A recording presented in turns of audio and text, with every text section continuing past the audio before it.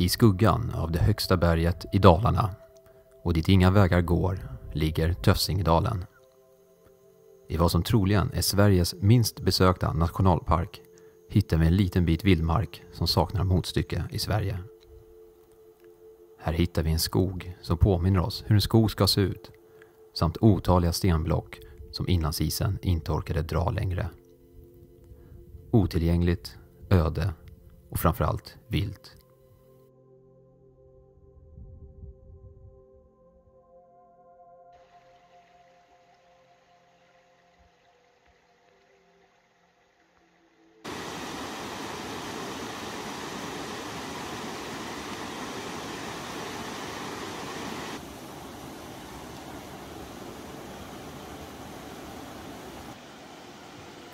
Det är här vid Storån, ett av Dalarnas bästa fiskevatten, som de flesta bekantar sig med Töfsingdalen.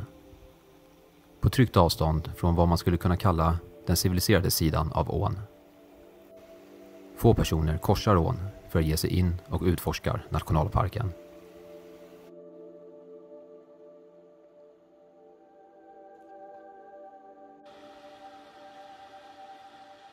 Det som trots allt tar sig över ån möts av en liten anspråkslös skylt som indikerar att man passerar gränsen till parken. Inga ståtliga entréer eller informationsskyltar i övrigt. Och att ta klivet över till Töfsingdalen är kanske inte dramatiskt, men trots allt annorlunda. Det är lite som att kliva ner i kaninhålet för att komma till en ny värld på andra sidan. Bakom sig har man utmarkerade leder med vindskydd och raststugor, och framför sig finns sedan ingenting annat än ensamhet och orörd natur. Varje steg man tar är plötsligt dubbelt så jobbigt än det var på andra sidan nationalparksgränsen. Och sedan börjar stenarna komma. Först lite här och var och sedan överallt. Töfsingdalen är inte särskilt stort, men det krävs mer än vad de flesta anar att korsa nationalparken. Att vandra runt eller på alla stenar blir i längden utmattande, både fysiskt och psykiskt, och navigeringen omkullkastas snabbt i den oländiga terrängen.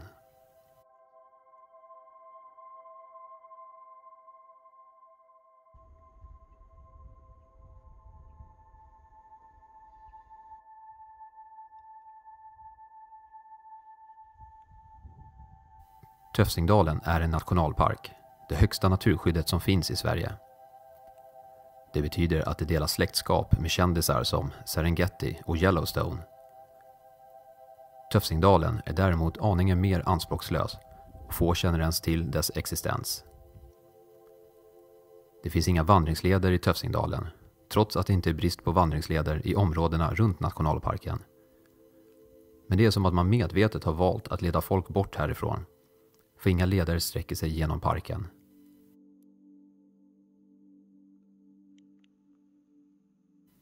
Och man kan då fråga sig, varför ska man besöka Töfsingdalen? För att förstå Töfsingdalen måste vi ha något att jämföra mot. Och vi börjar i den svenska skogen.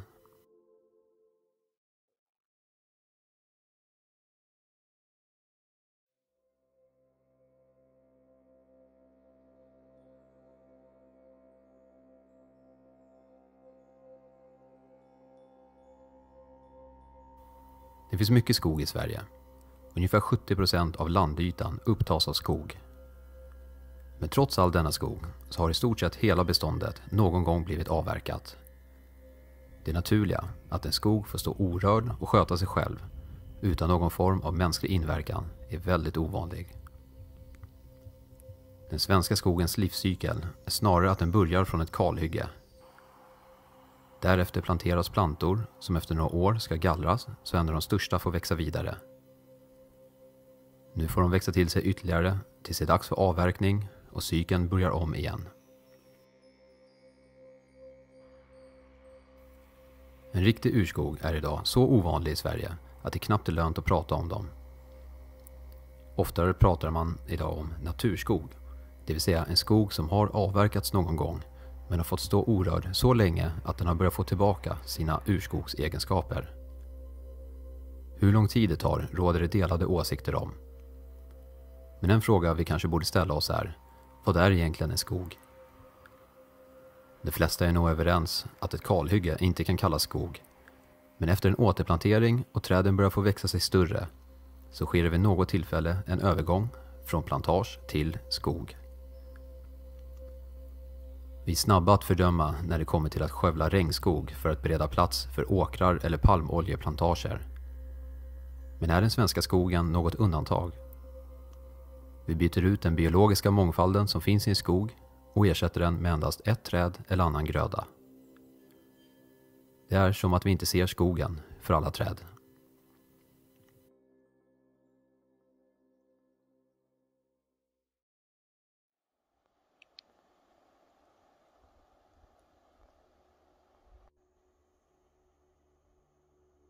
Med denna vetskap så ser man på skogen annorlunda. Och Tofsingdalen är framförallt skog, kryddat med extra mycket sten. Tallen dominerar, men inte endast det levande beståndet. Här finns även ovanligt många döda träd som fortfarande står. Så nationalparken kläs även i en grå nyans av alla de döda träden. Silvriga och vridna står dessa träd och vittnar om värdet i att det finns en nationalpark som Tofsingdalen. De döda träden spelar en viktig roll i skogens ekosystem. Ett exempel på det är den giftiga varglaven. En hotad art som är vanlig här och som kräver död ved för att kunna leva.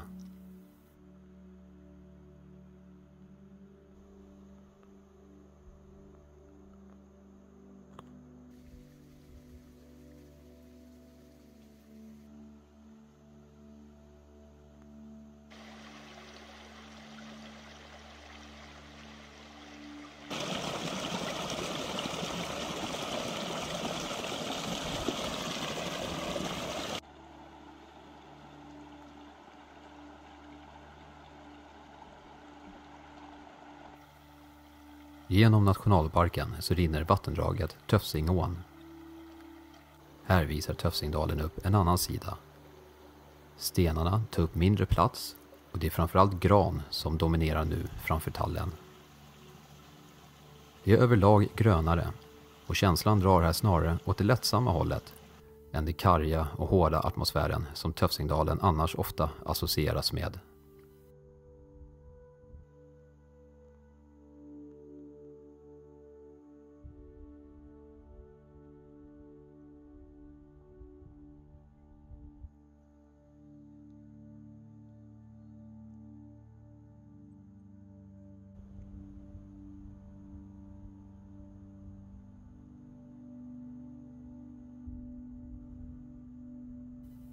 Det finns även en liten fläck inom nationalparken som går över trädgränsen.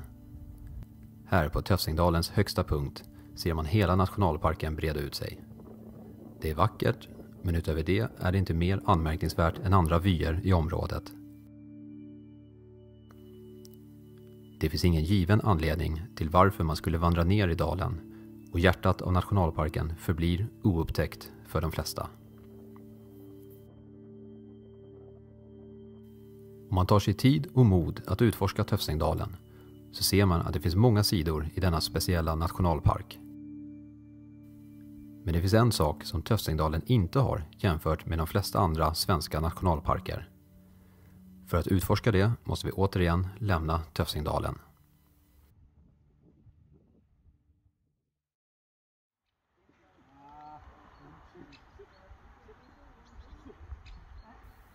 Bara en timme bort så hittar vi Dalarnas andra nationalpark, Fulufjället. Fulufjället är allt som Tofsingdalen inte är. Här finns parkering för hundratals bilar och trots det kan det vara svårt att hitta en plats. Det finns även ett påkostat naturrum med en utställning över området. Här finns en restaurang med en meny som kan leda till beslutsångest. Här finns flera och väl markerade leder, informationstavlor över området, fågelkvitter, raststugor och det mesta som krävs för att underlätta för besökare.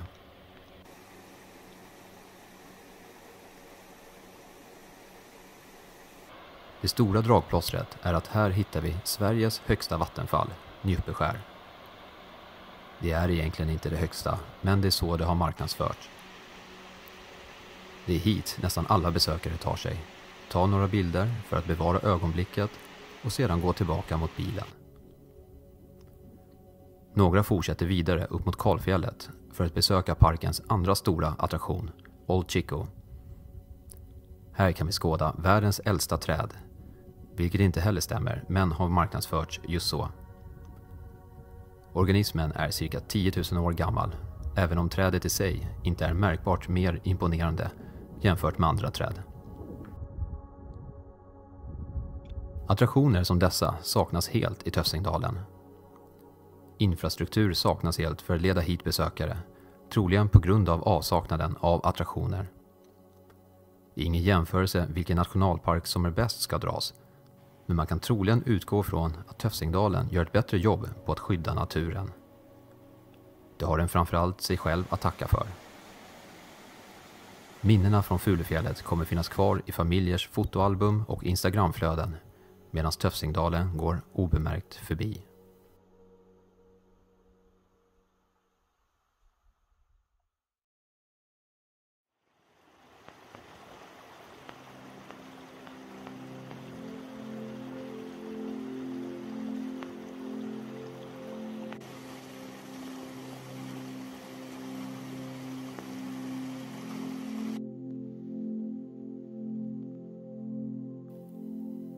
Tössingdalen är ödsligt och orört.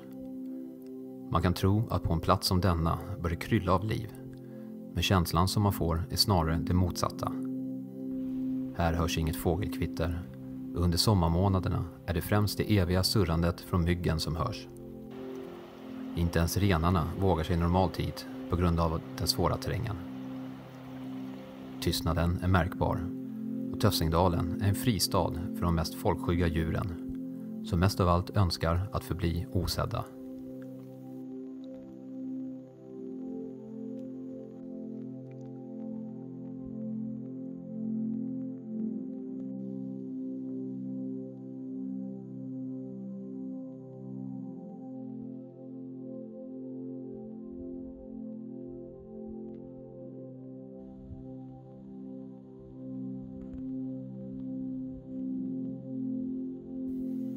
Värdet av denna plats ligger i dess orördhet snarare än dess fotogeniska egenskaper.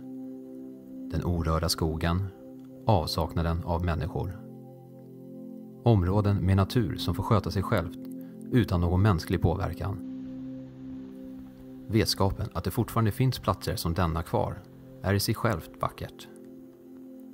Vi måste inte besöka Tössingdalen, men vi bör känna till dess existens.